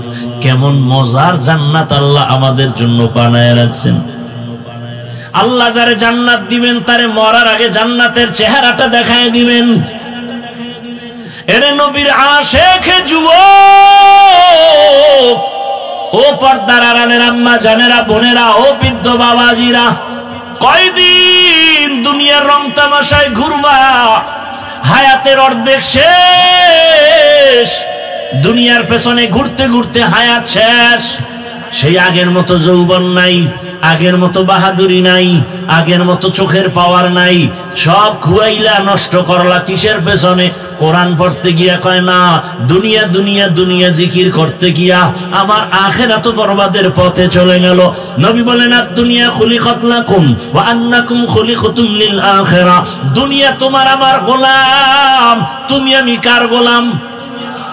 দুনিয়া তোমাকে আমাকে খুঁজবে, আমি তুমি আমার আল্লাহকে খুঁজবো। কিন্তু এখন সব উল্টা, মানুষ দুনিয়া খুঁজে, আল্লাহ তার বান্দারে খুঁজে। মানুষ এখন দুনিয়া খুঁজে, দুনিয়া খুঁজতে খুঁজতে এখন মাছ এনে নামাইয়া ফেলায় দুনিয়ার জন্য, দুনিয়া পাওয়ার জন্য। সামনে বাধা বাবা মেরে ফেল, দুনিয়া পাওয়ার জন্য নেতা বাধা মেরে ফেল। ভাগ বটরায় কম পড়ছে, কয় তাড়াতাড়ি মাইনাস কর। দুনিয়া এমন পাওয়া পাইল, নবী বলেন হুব্বুদ দুনিয়া রাসু কুল্লি খাতিয়া। দুনিয়ার লোভ সব ধ্বংসের কারণ। হযরত আলী বলেন, আর দুনিয়া জিফা ওয়াতুল্লাবুহা কিলাব। দুনিয়াটা একটা মৃত জন্তু, এর পেছনে যারা দৌড়ায় এরা কুত্তা। এরা কি? দুনিয়ার পেছনে যারা দৌড়ায় এরা কুত্তা। দুনিয়া দুনিয়া দুনিয়া যারা করে এরা দুইটা জিনিস চায়। কয় জিনিস চায়? জবাব দেন, কয় জিনিস চায়? একটা চায় ওরা শান্তি, আর একটা চায় সম্মান। এই দুনিয়াদারেরা দুইটা চায়, শান্তি আর কি? আল্লাহর জাতের কসম, দুনিয়াওয়ালারা সম্মানেও নাই, শান্তিতেও নাই। একটা দুনিয়াদারকে দেখাইতে পারবেন না সম্মানে আছে। ওই সম্মানের গুল্লি মারি, যেই সম্মানে প্রথমে ফুলের মালা, ফাইনালে জুতার মালা।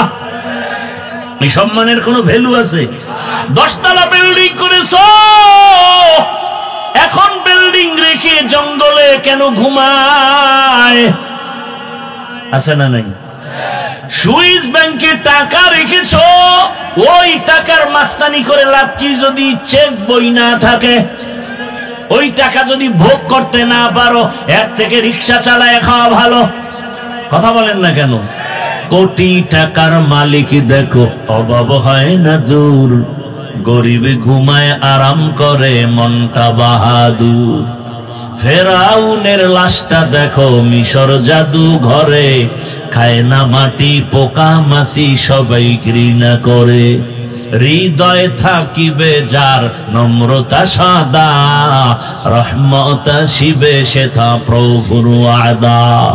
বড়র বড়াই থাকলে দিলে রহমত আসবে না, নিজেকে নিজে ছোট মনে করিও সদা। উঁচু জমিন থেকে পানি নিচু জমিনে যায়, তেমনি খোদার রহমত আসে নম্রতা হৃদয়। ভোগ বিনাশের বাড়ি গাড়ি পরে রবে সব, থাকতে সময় স্মরণ করো আল্লাহ আমার রব। আমাদের রবকে ইন্নাল্লাযীনা ক্বালু রাব্বুনাল্লাহ, ইন্নাল্লাযীনা ক্বালু রাব্বুনাল্লাহু সুম্মা ইসতাকামু ফালা খাউফুন আলাইহিম ওয়ালা হুম ইয়াহজানুন।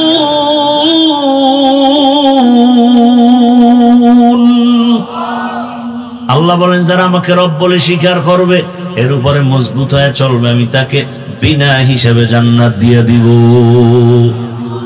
ভাইরা আমার, দুনিয়ার সম্মান কিছু না, আল্লাহ যেটা তাই এটা স্থায়ী। টাকা দিয়ে যেটা কিনে ওটার কোনো দাম। এই যে একবার ফুলের মালা, একবার জুতার মালা। এই সাউন্ড কমে কেন? মাইকলা কই? ঘুমায়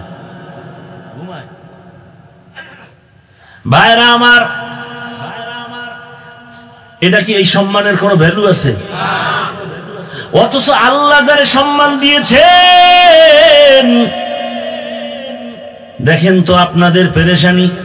এক সময় জমজমাট ব্যবসা, এখন আবার হাঁটুর নিচে মাথা, কান্নাকাটির ব্যবস্থা, শান্তি নাই, ব্যবসা নাই, চাকরি নাই। আর যাদের কাছে রসুলের মোহাব্বত আর সুন্নত আছে, এদের কোনো পেরেশানি নাই। আমরা যে চেয়ারে বসছি, এই চেয়ারের কোনো মেয়াদ নাই। আছে? চেয়ারম্যানের চেয়ারের মেয়াদ শেষ, মেম্বারের চেয়ারের মেয়াদ শেষ, এমপির মেয়াদ শেষ। কোরআনওয়ালার চেয়ারের কোনো মেয়াদ আছে? নাই। এরা এত সম্মানী আছে, এরা দুনিয়ায় বাদশা, আখিরাতেও বাদশা। কিন্তু দুঃখ, এই জাতি ভালো করে চিনল নাই ওলামায়ে কেরাম তারা কারা, তারা কেমন। যদি চিনতো, আলেমের বিরুদ্ধে কথা বলতো না। ওলামায়ে কেরামে জাতির নিঃস্বার্থ বন্ধু। কারণ এই জাতিকে ওলামায়ে কেরাম যা দিয়েছে, খোদার কসম কেউ দেয় নাই। সব স্বার্থপর। 5 টাকা দিলে 10 টাকা নিয়ে নিছে, খবর নাই। কিন্তু ওলামায়ে কেরাম জীবন যৌবন সবই মানুষের পেছনে ব্যয় করে। শুধু আমি একা তাবলীগওয়ালাদের মেহনত, পীর মাশায়েখের মেহনত, নিজের সন্তান, ঘর, পরিবার, ব্যবসার খবর নাই। উম্মত নিয়ে ফিকির, এই উম্মতের কি হালাত। যেমন প্রমাণ আপনাদের দেই, লেখা রাখবেন, ভুলে যাবেন না ইতিহাস। মহামারী করোনা, ভুলে গেছেন? সেই সময় গোটা দুনিয়ার বাহাদুরের মাথা হাঁটুর তলে চলে গেল। করোনায় ধরছে বাবারে, কুলাঙ্গার দুই শিক্ষিত সন্তান মাস্ক লাগায় বসে আছে, কাছে যায় না, মরার ভয়। এক পর্যায়ে বাবায় মরে গেল।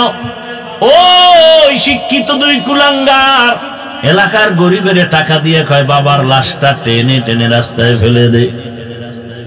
জানালা লক করে দিল, একবারও তাকায় দেখলো না বাবার লাশ কুকুর খেলো নাকি জানাজা হলো। ইতিহাস ভুলে যাবা না রে আমার কলিজার যুবক বাবারা। ওই সময় আমার দেশের মধ্যে স্কুল বন্ধ, কলেজ বন্ধ, চাকরি বন্ধ, ফ্যাক্টরি বন্ধ, সব বন্ধ ছিল, কিন্তু কোরআনের একটা মাদ্রাসাও বন্ধ হয় নাই। ওই লাশগুলো কেউ ধরে না, শত শত করোনার লাশ। কিছু সংখ্যক আমার দেশের পুলিশ বাবারা আর সিংহবাগ আমাদের ওলামায়ে কেরাম টুপিওয়ালারা এই লাশগুলো নিজেদের কাঁধে নিয়ে গোসল করালেন, কাফন দাফন করায় জানাজা দিয়ে কবরে রাখলেন। একজন হুজুরেও করোনায় মরে না। এরপরও হুজুর খারাপ কি? একদল নিমক হারাম আছে, অজাত। হুজুরদের বদনাম শুনলেও খুশি, করতে পারলেও খুব আরাম লাগে। আচ্ছা, আমাকে আর একটা উদাহরণ দেই, বলেন তো, সরকারি চাকরি যারা করেন কয় ঘন্টা ডিউটি? কয় ঘন্টা? 8 ঘন্টা ডিউটি। বেতন নিম্নে হিসাব করে দেখেন তো, 20,000-এর মতো নিম্নে বেতন, 20,000। টেবিলের নিচে আর মুক্তার দানার তো অভাব নাই। কি ওটা ধরতে পারলেই আঙ্গুল ফুলে কলা গাছ। দুনিয়ার কোন রাষ্ট্র যদি না থাকে, আমগো সোনার বাংলায় টেবিলের তলে বহু মুক্তা পাওয়া যায় না। রাতারাতি কলা গাছ হয় কেমনে? ভাইরা আমার, 8 ঘন্টা ডিউটি, বেতন 20,000, টেবিলের নিচে আরো কত হারাম শুকর, অভাব নাই।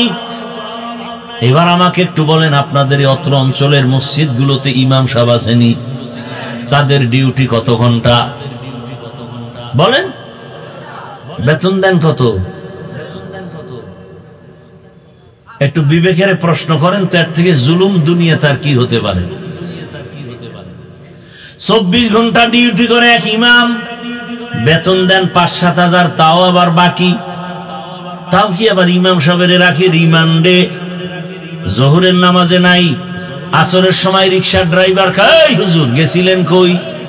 হুজুর কয়, তোমার এত পাওয়ার কেন? কে তুমি? কয়, রিক্সা চালাই। বলে, এত পাওয়ার কেন? বলে, মাসে 5 টাকা বেতন দেই। এরকম বেয়াদব আছে না নাই? সভাপতি 100 টাকা দেয়, সেক্রেটারি সাহেব সভাপতির থেকেও ধনী, সে দেয় মাত্র 50।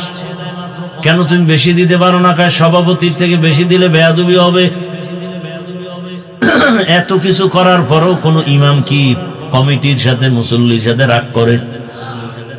জুমায় বলছেনি, আজকের জুমায় বলছেনি, এই বেতন 30,000 না করলে আসর থেকে সূরাগুলো উল্টা পড়া হবে? বলছে? বরং মোনাজাত দিয়েই দোয়া করে, হে আল্লাহ, এলাকায় শান্তি দাও, ব্যবসায় বরকত দাও, কবরওয়ালাদের মাফ করো, অসুস্থ রোগীরে সুস্থ বানাও।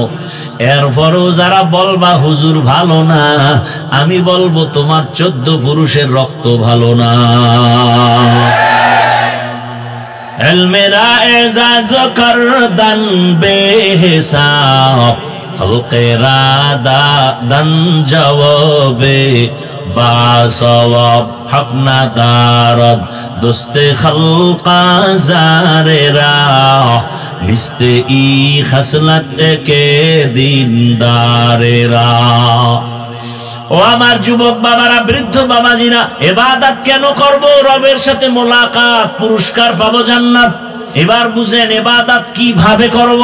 ডাক্তার সাহেবের পরামর্শে কয় না, প্রফেসর সাহেবের পরামর্শে বলে না। ইবাদত কিভাবে করবা? একটাই মাত্র জবাব, তোমার জীবনের সব কিছু হবে রহমতের নবী। রসুলের আদর্শ মেনে তুমি ব্যবসা করো ইবাদত, রসুলের আদর্শ মেনে খানা খাও ইবাদত, রসুলের সুন্নাত অনুযায়ী তুমি বাজারে যাও ইবাদত, রসুলের সুন্নাত অনুযায়ী তুমি ঘুমাও ইবাদত, রসুলের সুন্নাত বাদ দিয়া নামাজ পড়বা ইবাদত হবে না। নবীর আদর্শ বাদ দিয়া যাকাত দিবা ইবাদত হবে না, রোজা রাখবা ইবাদত হবে না। যেমন একজনে মাগরিবের নামাজ 3 রাকাত ফরজে দাঁড়ায় চিন্তায় পড়ে গেল, বেজোর হইরা লাভ কি? আল্লাহকে আরো 2 সেজদা রুকু বাড়ায়া আর 1 রাকাত করে 4 রাকাত জোর বানাই, আল্লাহ খুশি হবেন? আল্লাহ খুশি হবেন না কেন? বলে আমার হাবিবের তরিকায় নাই। অতএব রসুলের তরিকায় আপনি ঘুমাইবেন ইবাদত। বলে কেমন? এশার নামাজ পড়ে নবী বলে ঘুমাও, ঘুম থেকে উঠিয়া যদি আবার ফজরের নামাজ আদায় করে নাও, ওই ঘুমের সময়টাও নেকের পাল্লায় ওজন হয়ে যাবে।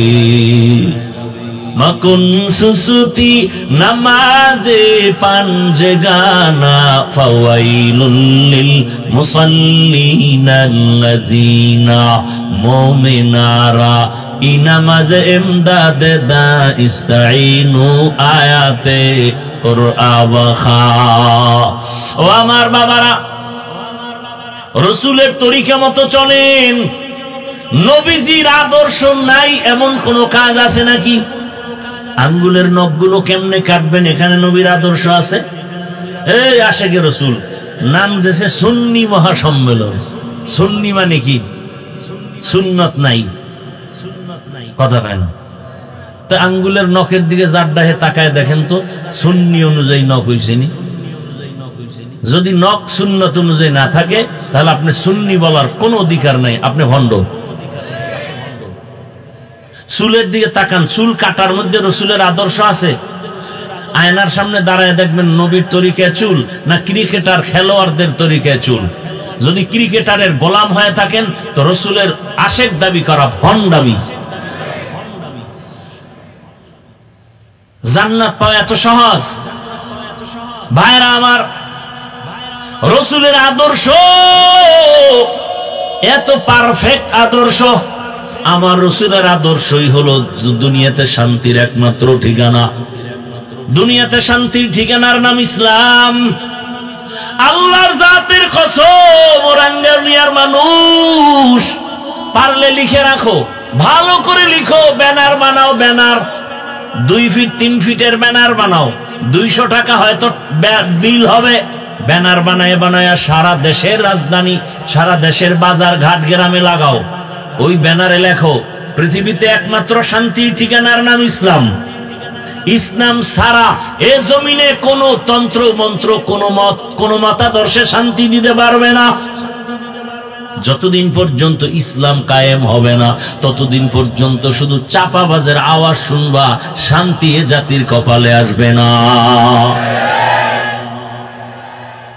ভাইরা আমার, পৃথিবীতে যত নীতি আছে, নীতি সব নীতির মধ্যে শ্রেষ্ঠ নীতি হলো ইসলামের নীতি।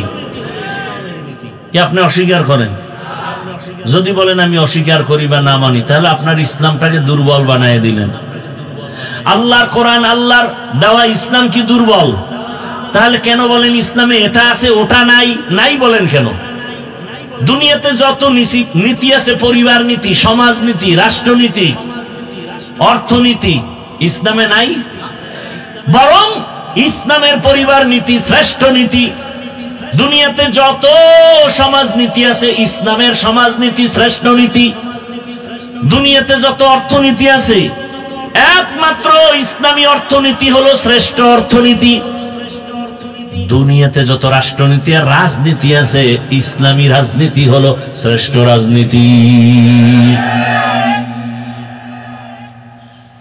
ইসলামের নীতি এত সুন্দর, আর আপনি বুঝাইতেছেন পাবলিকেরে খবরদার রাজনীতির মধ্যে ধর্মকে টানবেন না।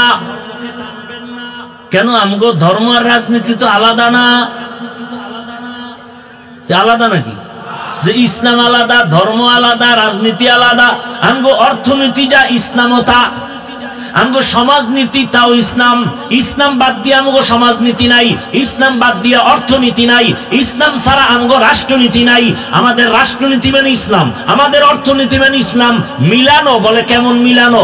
সূর্যের সাথে আলো যেমন মিলানো, বাতির সাথে আলো যেমন মিলানো, ফুলের সাথে ঘ্রাণটা যেমন মিলানো। ফুলের থেকে ঘ্রাণ আলাদা হলে ফুল যেমন ফুল না। রাজনীতি থেকে ইসলাম যদি আলাদা করে দাও, ওটা রাজনীতি না, ওটা দুর্নীতি আর পেটনীতি।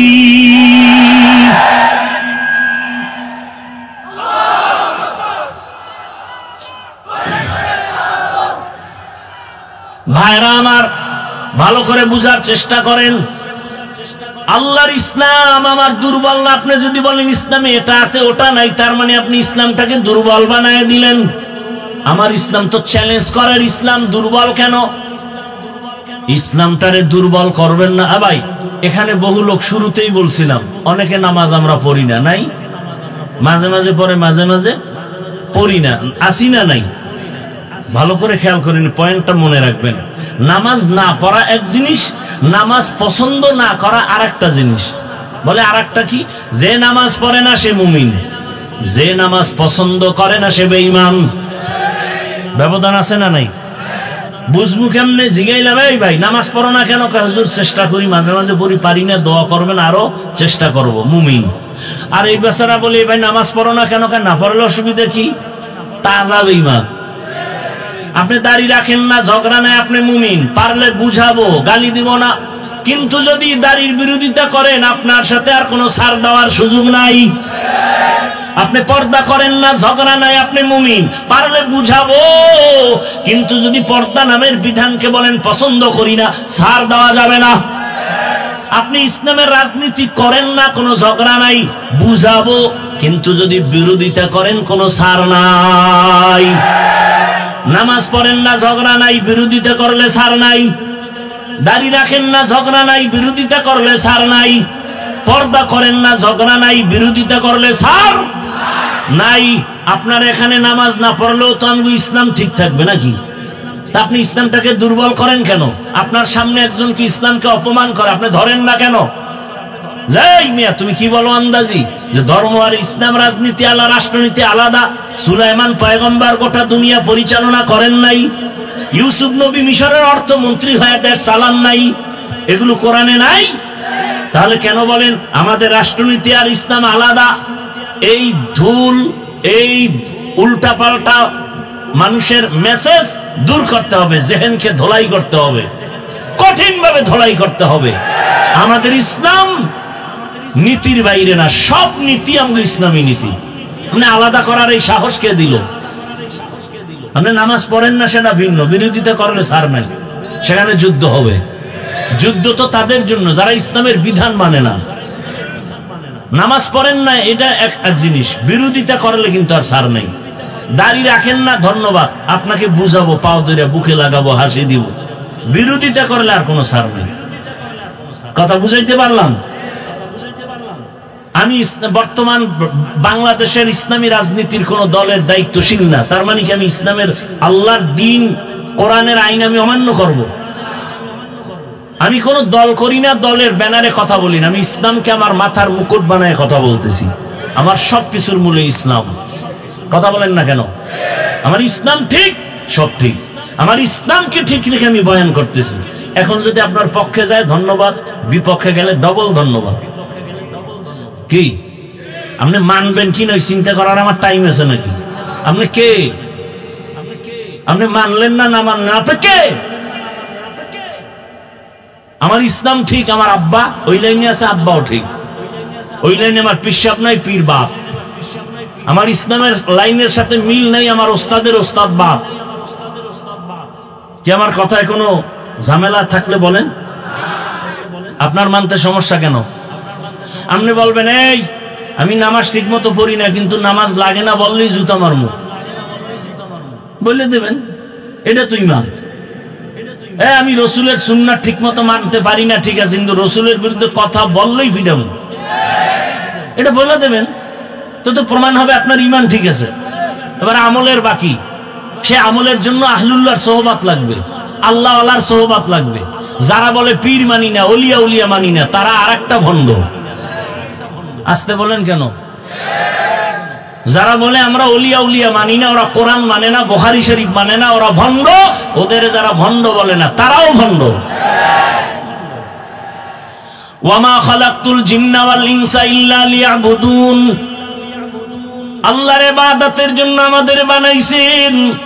পানি পান করবেন, এই একটা বোতলে পানি নিছেন না, পানিটা আপনিও পান করবেন, আমিও পান করব। ইবাদত বানায় পান করেন, বলে কেমন? আপনি তো বাম হাতে বোতল নিয়ে ডান হাত দিয়ে এই মুখখাটারে খুলবেন, খুইলা বাম হাত দিয়ে একটা টান মারবেন, জাগাত নাই আধা লিটার। আমি ওই পানিটা পান করব, আমি ডান হাতে নিয়ে মুখখাটা খুইলা এই পানিটা আমি বোতলে পান করব, 3 শ্বাসে পান করব, আস্তে আস্তে করব। আমার পানি পান করাও হবে, সুন্নত আদায় হবে, ইবাদত হয়ে যাবে। কথা বলেন না কেন? কথা ঠিক না? আবার এখানে একটা মাসালা আছে, এই বোতল গ্লাসের হুকুমে, এর থেকে বড় বোতল বা জগ এইটার আবার ডাইরেক্ট দিয়েন না, তাহলে মুখ থুইয়া না হ্যাঁ ডুববে। এটা গ্লাসের হুকুমে, ঠিক আছে। এবার এখান থেকে মোনাজাত দিয়ে যাবেন, জুতা পরবেন না? কথা বলেন না? আমিও জুতা পরবো, সুন্নাত অনুযায়ী পরেন। বলে কেমনে? বলে ডান জুতায় ডান পাও আগে ঢুকাও, এরপরে বাম জুতাটার মধ্যে বাম পাও ঢুকাও। দোনো জুতার মধ্যে পাও ঢুকছে নি, আগে ঢুকছে কোনটা? ডান পাও। এবার দোনো পাও ঢুকার পরে যখন কদম দিবেন, ডান পাও দিয়া কদম দিবেন সবার আগে, সুন্নত। আমল করা যাবে না ইনশাআল্লাহ? দেখেন এটা মানতে কষ্ট, একটু খেয়াল করে মানলেই হয়। আপনারা এখান থেকে বাসায় যায় ফ্রেশ হবেন, ফ্রেশ হবেন না? ফ্রেশ আমিও বাসায় গিয়া ফ্রেশ হব। কোথায় গিয়ে ফ্রেশ হবেন? বাসায়। বাসায় কোথায়? আরে বাসার মধ্যে আলাদা জায়গা আছে না? ওই জায়গাটার নাম কি? বেডরুম। কোন? ওয়াশরুম। ওয়াশরুম, ওয়াশরুম মানে বাথরুম না। এটাকে আমিও চেষ্টা করি, আপনারাও করেন। বাথরুমকে ওয়াশরুম বানায়েন। বাথরুম আলাদা, ওয়াশরুম আলাদা করেন। প্রয়োজনে মাঝখানে গ্লাস লাগান। বাথরুম এক সাইড, ওয়াশরুম আর এক সাইড। কারণ বাথরুম হলো জিন্নাতের আড্ডাখানা, জিন শয়তানের আড্ডাখানা। ওয়াশরুমে আপনি টুপি ছাড়া ঢুকেন, নিষেধ নাই, কিন্তু বাথরুমে টুপি ছাড়া ঢুকা যাবে না, খালি পায়ে ঢুকা যাবে না। বাথরুমে ঢুকতে গেলে হিসাব লাগাইতে হবে, আগে বাম পাও দাও, বের হতে গেলে ডান পাও। খালি মাথায় বাথরুমে যাওয়া যাবে না। আমরা সবাই বাথরুমের ওয়াশরুম বানাইয়া, এবার জুতারও খবর নাই, টুপিরও খবর নাই। এমন নিম্ন চাপ শুরু হয়েছে, এক দৌড় যায় শীত হয়ে বইরে গেছে, পৈরেখে ধরিয়া দেয় নাই, মাথা ফাইটে গেছে। সুন্নাত অনুযায়ী বাথরুমে যাবেন, কোন দুর্ঘটনা হবে না ইনশাআল্লাহ। বাথরুমে কোন পাও দিয়ে ঢুকবেন? না লাফ দিয়ে দোনো পাও একসাথে দিবেন? বাম পা দিয়া ঢুকবেন, ডান পা দিয়া বের হবেন। নবী বলেন বাথরুমে ঢুইকা বাম পায়ের উপরে ভর করে বসবে, এটা সুন্নাত। বাথরুমে গিয়ে বসবেন না, খাড়ায় থাকবেন। বসেন কিনা এটাও তো চেয়ার বাইর হইছে না, চেয়ারের মধ্যে বয়ে বইয়া বাস আরামে কামও সারবে, পত্রিকাও ভরবে। আল্লাহ হেদায়াত দান করেন। হায় হায়। তাহলে বাম পা দিয়ে ঢুকবেন, ডান পা দিয়ে বের হবেন, বাম পায়ের উপরে বসবেন, হাঁটুর উপরে কাপড় উঠানো যাবে না। মক্কার বেঈমানরা কয় তঙ্গ নবী কেমন নবী, বাথরুমের নিয়ম শিখায়। রহমতের নবীর সাহাবায়ে কেরাম বলে আমগো নবী এমন নবী, পানি ব্যবহারেরও নিয়ম শিখায়। বাথরুমে গিয়া কেমনে বসবো নবী তাও শিখাইছেন। পানি খরচ করব কিভাবে তাও রাসূল শিখাইছেন। খানা খাইতে বসবেন, লোকমাটা কেমনে দিবেন নবী তাও শিখাইছেন। খানা খাইতে বসো, সুন্নাত অনুযায়ী দোনো হাতের কবজা ধুইয়া লও। এটার কি বলেন আপনারা? দোনো হাতের কবজা ধুইয়া খাইতে বসবেন, সুন্নাত। তবে যেই প্লেটে খানা নিবেন ওই প্লেটে হাত ধুইবেন না, অন্য প্লেটে ধুইবেন। এরপরে ডান দিক থেকে খানা শুরু করবেন, দস্তারখান বিছাবেন। এরপরে খানা খাইয়ার আগে বিসমিল্লাহ বলবেন, ফাঁকে ফাঁকে বলবেন লাকাল হামদু ওয়া লাকাশ শুকর। খানা শেষ, এরপরে আবার দোনো হাতের কবজা অন্য পাত্রে ধুইবেন, খানার প্লেটে না। আর খানার মধ্যে যে জুটা হবে, কাটা জুটা, এটা পানির মধ্যে ফেলবেন না।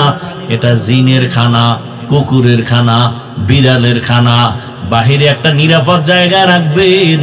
বিড়াল খাবে, কুকুর খাবে, না হয় জিনেরা খাবে। পানির মধ্যে ফেলে জুলুম করা যাবে না, ওদের মজা নষ্ট করা যাবে না। খবরদার, আজকে এই সুন্নাতটার ওয়াদা করে যান যে ইনশাআল্লাহ জুতা কাটা পানিতে ফেলবো না। পারেন না ইনশাআল্লাহ? আল্লাহ কবুল করেন।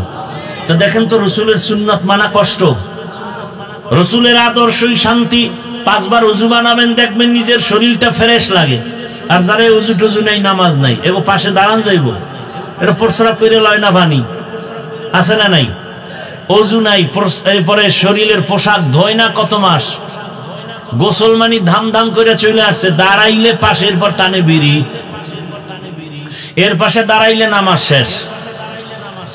করে না মেসওয়াক, নাই ব্রাশ। অথচ রসুলের সুন্নত পরিষ্কার পরিচ্ছন্নতা।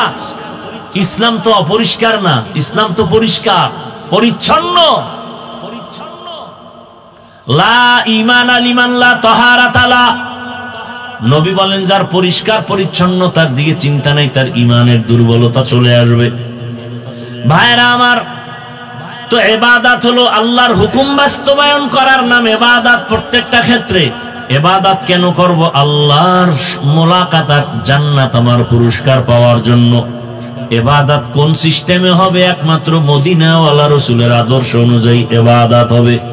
এরে আল্লাহর বান্দারা, ও যুবক বাবা, ও পর্দার আড়ালের মা বোনেরা, বৃদ্ধ বাবাজিরা, বয়ান তো আপনারা শুরুতেই বলছিলাম, আপনারা বয়ান জানেন, একটু বুঝটা ঠিক করেন। এত বয়ান শুনে লাভ কি হবে? বাবা, যদি নামাজ না পড়েন কোনো লাভ নাই। আমি আপনাদের এতক্ষণ যে এত চিল্লাইয়া কথা শুনাইছি, একবারও কিন্তু বলি নাই স্কুলে তালা দিয়া মাদ্রাসায় যান। আমার মতো টুপিওয়ালা বুজুর্গ বড় হুজুর হয়ে তসবিহ হাতে নেন। ভাইরা, আমি যা বলতে চাই, আমি চাই আপনি যে লাইনে থাকেন, জান্নাতের দিকে আপনি আগান। রসুলের তরিকা আপনার মাথার মুকুট বানায় নেন। আপনাদের লাইনে যারা আছে, জেনারেল লাইনে চাকরি করে, ব্যবসা করে, স্কুল কলেজে পড়িয়াও নামাজ পড়ে নাই। কত ডাক্তার নামাজ ছাড়ে না, দাড়ি অনেক বড়, স্কুলে কলেজে অনেক ছেলেরা পড়ে, মাথায় টুপি, বড় দাড়ি, পাগড়ি লাগানো। ঢাকা কলেজে গিয়া দেখো। ও আমার যুবক, তুমি কেন পারবা না রে বাবা? এখনো সময় আছে, তওবা করে নাও। স্কুলে পড়ো, কলেজে পড়ো, চাকরি করো, অনুরোধ করি ডাক্তার হও, engineer, professor, DC, SP, OC হও। কিন্তু খবরদার, আমার নবীর তরিকার বাইরে বেয়াদবি করিও না। মা বাবার দোয়া, শিক্ষকের দোয়া, উলামায়ে কেরামের দোয়া নিয়ে সামনে আগাও। নবীর সুন্নাত অনুযায়ী জীবনটাকে চালাও। কারণ আরে তোমার বুঝ আছে, জীবনে তো গুনাহ কম করো না রে বাবা।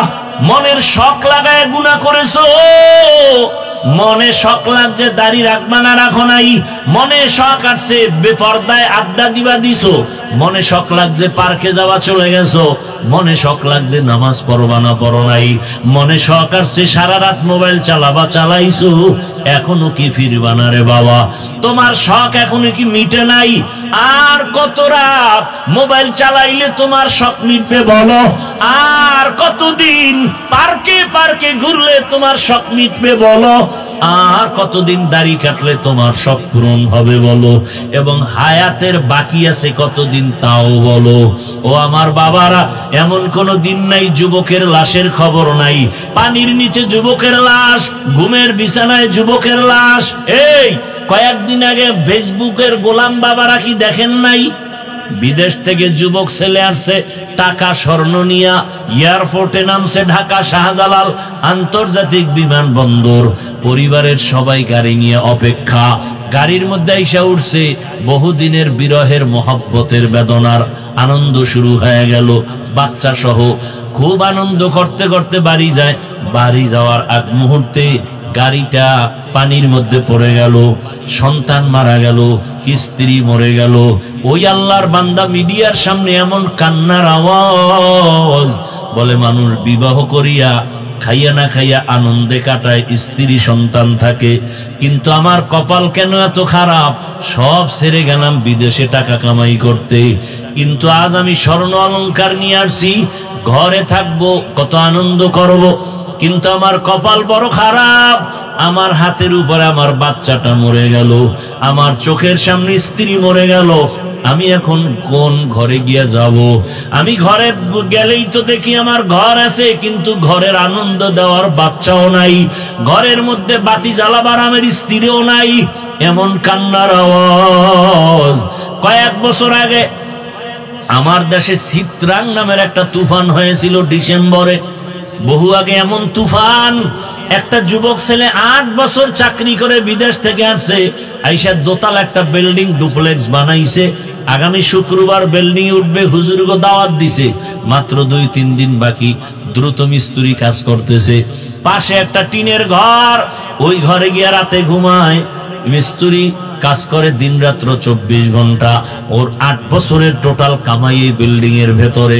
কিন্তু 2 দিন আগেই তুফান যখন শুরু হয়ে গেল, বিল্ডিং এর পাশে টিনের ঘর, একটা চৌকির উপরে ওই যুবক, তার স্ত্রী আর বাচ্চাটা, মাঝখানে 3 জন সমানভাবে ঘুমাচ্ছে। ওই তুফানে একটা গাছ আইসা টিনের ঘরের উপরে পড়িয়া 3 জনের বুকে চাপা লাগলো, সবাই জায়গায় মরে গেল। ওই বিল্ডিং জায়গায় পড়ে রইল। আমার মাওলায় আর ওই ঘরে উঠতে দেয় নাই, আসল বাড়ি ডাক দিয়া নিয়ে গেছে। ও আমার যুবক বাবারা, চোখ বন্ধ করে কত স্বপ্নই না দেখো, কিন্তু চোখের সামনে কত যুবকের হারাইছি। কোন দিন তোমার আমার খবর হবে জানা নাই। আজকে এখানে বয়ান শুনতেছ রে বাবা, কালকে আল্লাহ না করুন বুঝাবার জন্য বলি, হতে পারো তুমি হসপিটালের রোগী, না হয় তুমি ঘুমের থেকে উঠবা, মা ডাকবে, কিন্তু তোমার জীবনের শেষ ঘুম হয়ে যেতে পারে। মা যখন আইসা বলবে বাবার কত ঘুমাবি, উঠো, শরীরের মধ্যে টাচ করে দেখবে পুরা শরীরটা শক্ত এবং ঠান্ডা।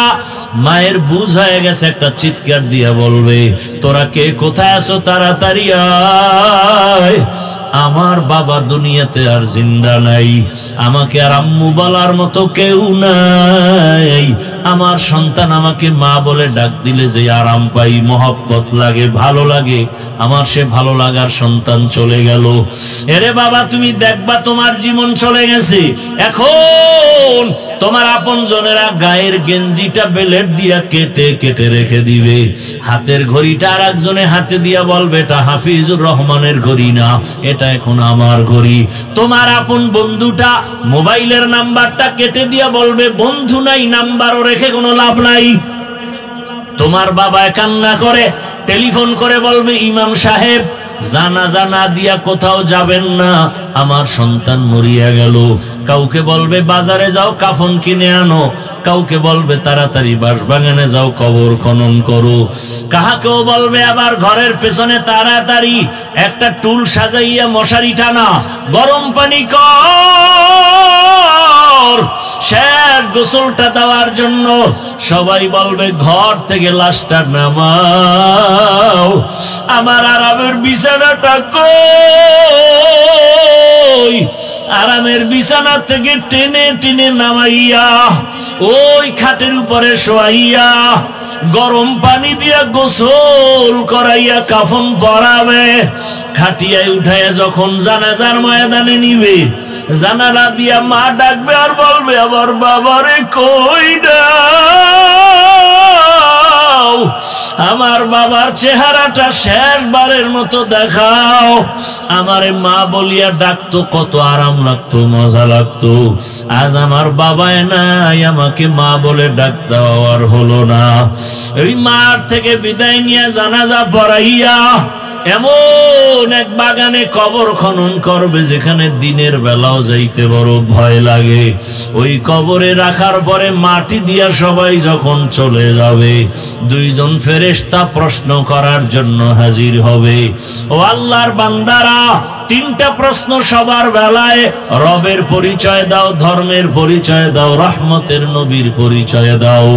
ওই প্রশ্নের জবাব যারা দিতে পারবে, আমার আল্লাহ কুদরতি আওয়াজ দিয়া বলবেন এর কবর জান্নাতের বিছানা দিয়া দাও, জান্নাতের সাথে রাস্তা খুলে দাও।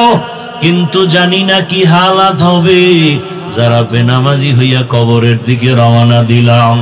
আজরাইল আসিয়া ধাক্কা দিয়া যখন নিয়ে যাবে, যদি বেনামাজি হালাতে রুহুটা চলে যায়, গুনাহ অবস্থায় চলে যায়, ওই কবরে যখন রেখে সবাই বিদায় নিবে, প্রশ্ন যখন হবে, নাফরমান বেনামাজি গুনাহগারেরা জবাব দিতে পারবে না, বারবার বলবে হা হা লা আদরি, আফসোস আমি কিছুই জানি না, কিছুই জানি না।